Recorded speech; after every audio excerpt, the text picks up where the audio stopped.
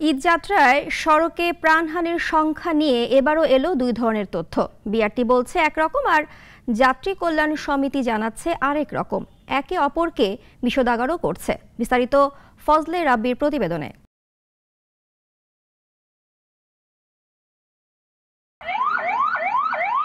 একদিন আগেই সংবাদ সম্মেলন করে যাত্রী কল্যাণ সমিতি জানায়, এবারের ঈদে আসা যাওয়ায় সড়কে দুর্ঘটনা ঘটেছে ৩৯৯টি, প্রাণহানি ৪০৭ জনের, আর হতাহতের সংখ্যা ১,৩৯৮ জন।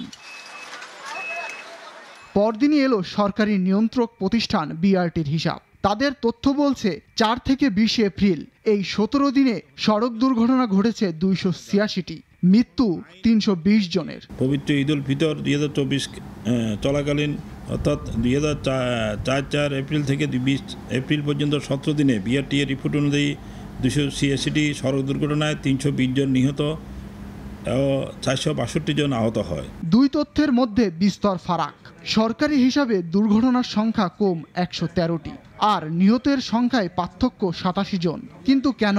বিআরটির তথ্য বলছে বিভ্রান্তিমূলক তথ্য দিচ্ছে যাত্রী কল্যাণ সমিতি। ৪ থেকে ১৮ এপ্রিল তারিখ অর্থাৎ ১৫ দিন সড়ক দুর্ঘটনার যে তথ্য প্রকাশ করেছে তাতে নিহতের সংখ্যা বিআরটির তথ্য থেকে শতাধিক বেশি, যা কিছুতেই গ্রহণযোগ্য নয়।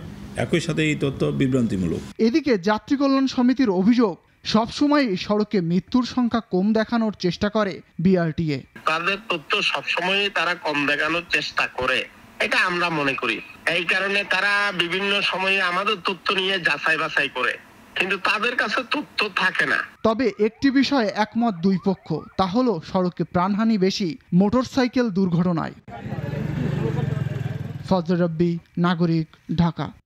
ওয়ালটন ফ্রিজ কিনে অনেকের মতো আপনিও হয়ে যেতে পারেন মিলেনিয়াল। সেরা পণ্যের সেরা অফার।